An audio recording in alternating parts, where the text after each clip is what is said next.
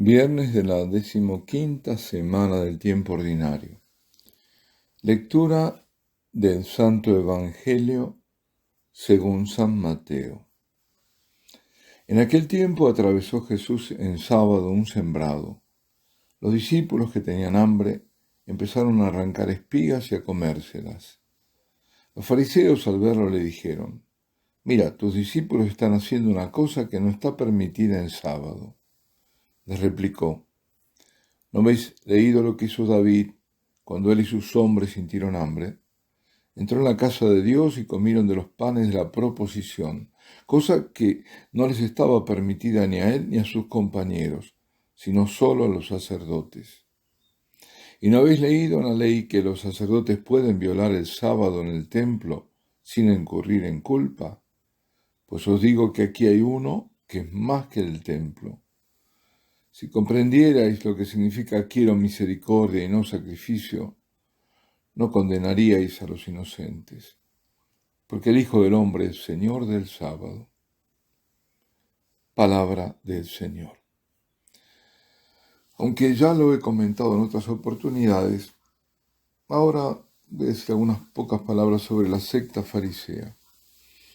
Esta había distorsionado la religión con sus adhesiones a prescripciones y tradiciones humanas, aunque, por otro lado, la habían mantenido en momentos difíciles para el pueblo judío por la gran cantidad de apostasía.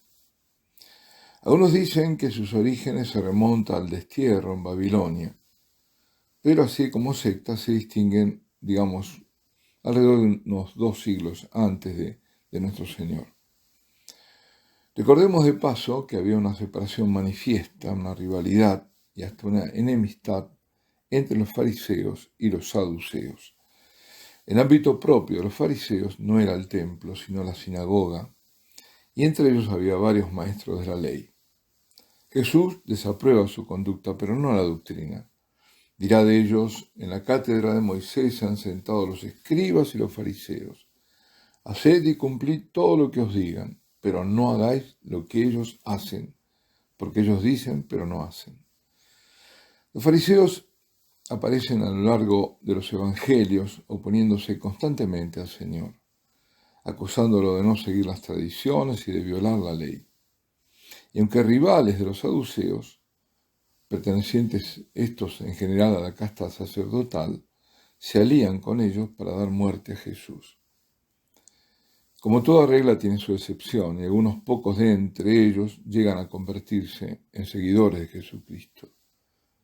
Nicodemo fue uno de ellos. Pablo también venía del fariseísmo.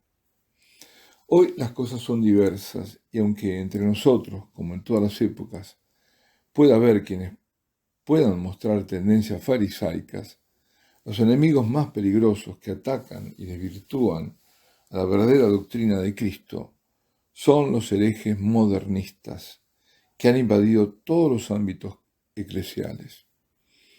Estos modernistas que atraviesan todas las capas eclesiásticas niegan la perennidad de los dogmas, niegan los mismos dogmas, aunque no siempre lo manifiesten abiertamente.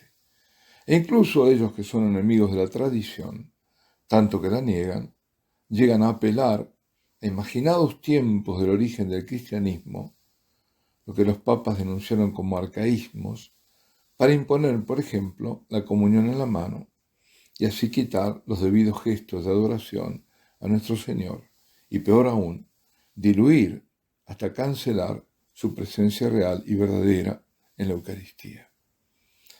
En cuanto al Evangelio de hoy, diría que ya estamos acostumbrados a los reproches de los fariseos, a su hipocresía, a su adhesión meramente formal e inmisericordia de la ley. Por eso no es de destacar la reacción esperada de estos pseudo religiosos lo que interesa, sino las palabras del Señor, que son de indudable claridad. Les está diciendo nada menos que Él es más que el templo, donde se elevan sacrificios a Dios, y es Señor del sábado, el día del descanso estipulado por Dios. Evidentemente, palabras estas que no dejaban dudas acerca de su absoluto señorío, en definitiva de su divinidad. Antes también se habían escandalizado estos fariseos cuando Jesús comió con Mateo, a quien apenas había llamado a seguirlo, y lo hizo junto a otros publicanos y pecadores. Y el Señor les contestó: no son los sanos los que tienen necesidad de médicos, sino los enfermos. Y luego los amonestó con las mismas palabras de este Evangelio: id pues y aprended lo que significa misericordia quiero y no sacrificio. Estaba recordándoles, como también lo hace en esta situación, la palabra de Dios pronunciada por boca de Oseas: sobre una roca tallé mis mandamientos, los castigué por medio de los profetas con las palabras de mi boca. Mi juicio se manifestará como la luz. Quiero misericordia y no sacrificio, conocimiento de Dios más que holocaustos. E incluso las del libro del Eclesiástico, también llamado Sirácida, cuando dice: así como el que ofrece la flor de harina tributa gracias, así el que hace misericordia ofrece un sacrificio. La flor de harina, dicho sea de paso, es la sémola, ¿no? En el ofrecimiento, el ofertorio. El Señor aprecia como tributo muy agradable a Él la misericordia de nosotros y el perdón, porque en esto nos volvemos semejantes a Dios. La mayor semejanza que podemos tener es ser misericordiosos y perdonar. Después dice: el Hijo del Hombre es Señor del sábado. Bueno, el reposo sabático fue originalmente instituido para honrar a Dios, y luego fueron añadidas otras prescripciones. Ya en el tiempo de Cristo la lista incluía 39 tareas prohibidas, en día de sábado, digo, ¿no? El principio en el que se fundan esas prohibiciones talmúdicas, preceptos rabínicos, es el de los trabajos necesarios, o están referidos, de ahí vienen, ¿no?, a la erección y al culto del tabernáculo. Se los conoce como melajot. Entre ellos está sembrar, arar, prohibidas, ¿no?, cosechar, trillar, aventar. El hecho de que los discípulos arrancasen espigas se vinculaba para los fariseos al trillar y aventar, o sea, cortar y separar la cáscara del grano para comerlo. ¿Y por qué, nos podemos preguntar, precisamente esas actividades y todas las demás, más de 39 eran las prohibidas? Porque las vinculaban a los objetos del tabernáculo, o sea, a la tienda del encuentro.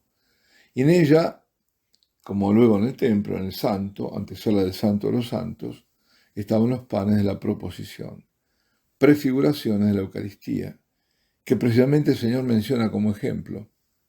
Aquellos panes que habían comido David y sus hombres y que estaban solo reservados a los sacerdotes. Para llegar al pan, necesario es sembrar, arar, cosechar, o mejor dicho, arar primero, sembrar, cosechar, juntar la cosecha, trillar, aventar, tamizar, moler, amasar, hornear. Así se explican las prohibiciones, en este caso vinculados a los panes, y así con todas las demás.